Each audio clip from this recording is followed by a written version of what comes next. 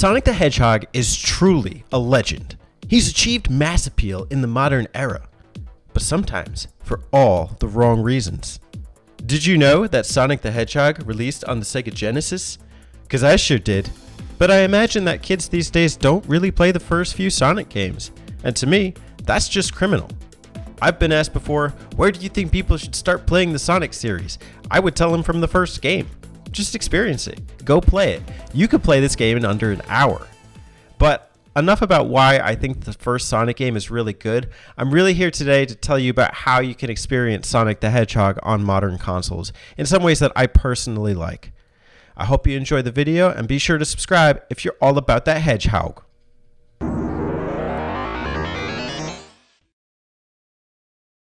Alright, so the first way that I want to call attention to is on the Sega Genesis Mini.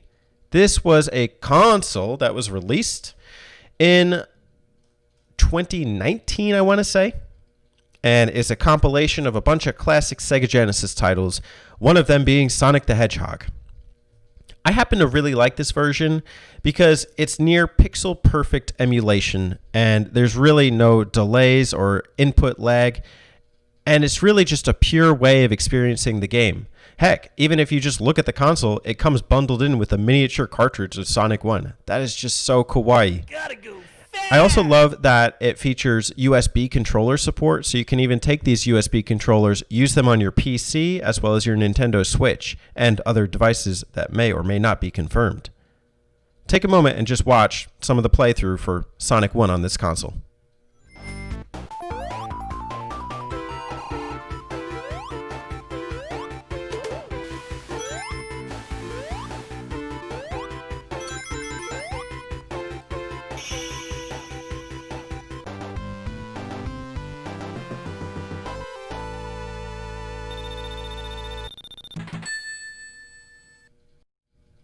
Oh, so close. I almost had a good run there.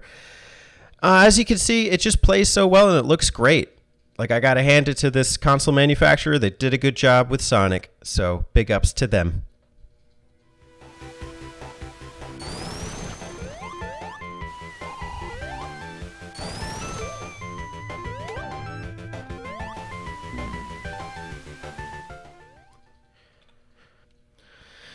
Alright, the next one I want to call your attention to is Sonic 1 on the Sega Genesis Classics compilation for PS4 and Xbox One and Nintendo Switch, and maybe something else. Not really sure, but I don't think that this version really stands up to the one on the Sega Genesis Mini, and the reason why is that it gives me some issue as far as delay inputs. And that's really just criminal in a 2D platformer where precision platforming is required. I have a couple of examples of ways that this affected me in my speedrun playthrough with Alex, and I know he's going to make fun of me for bringing it up, but I think it's worth knowing that it's difficult to enjoy Sonic 1 without getting frustrated in this version. Take a look. This is still like my least played classic Sonic game. Like I said, I played it a ton when I was younger, but like... Oh, shit. After I realized that the older games were better. What? What's your problem? You'll see. Oh, okay. Oh, yeah, I'm a few seconds behind you. Oh, that was a rookie mistake. Thanks, Alex. Come on, Teddy. It's fine. What I if you know. only make it past Green Hill Stone? Damn. Oh my God. Do you see this?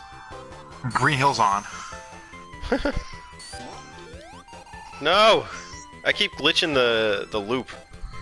Oh my God! Yeah, I just saw that. There we go. Okay. Why does it keep doing that? I've never seen it do that. PS4, man. What is up with this collection? Get back here, Bubbles. I'm in a bit of a predicament. I lost my rings. Yeah, I see that. You better be playing safe. Sonic gets all the girls because he gets all the rings. Oh But my Mario gosh. rescues- Wait till you see Mario that. rescues a girl. I'm so scared. What's gonna happen? Oh, that guy just dove up at you. But I got the checkpoint. Thank goodness. I like to use diving up, and then what's the one I use? And the other one rose down. Dove up and rose down. So clearly one of those examples had more to do with delay input than the other, but I think you get the point. It's just not the best. Now, granted, you can cheat your way through this with, rewind feature, but I mean, are you really going to use rewind feature? I think that's another topic for another day that I'd rather not touch on. Get him, fucking kill him. Stop it. Get him. Get Eggman. No, dude, I'm on your side, Teddy. Okay. See, I'm a team player, even if I'm going to beat you, hopefully. Sure about that. This game needs a bubble shield.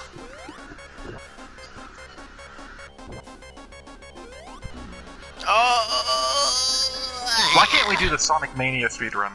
That's the real question. All right, cool. We're going to go to the last and possibly the most innovative version of Sonic 1. That's Sonic the Hedgehog on the Nintendo Switch via the Sega Ages releases. So I think that this is probably the most standout version because you get the spin dash. It completely changes the way that you can experience the first game because it's usually a feature that's not included in this version. Sonic 2 is the one that's made famous for including the spin dash, among other things.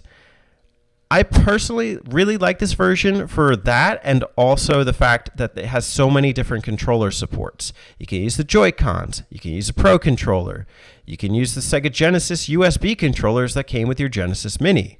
You can use a variety of different versions. You can even use a GameCube controller. That's crazy, but it's also functional, and I really enjoy that. Additionally, I think you need to know that this game has a couple other aesthetic features like the banner toggling and also scan lines and vintage play. Personally, I like playing it in full screen. I just happen to be recording with the banner on. You also get a couple challenge modes. I want to take a moment and show you some of this Sonic gameplay.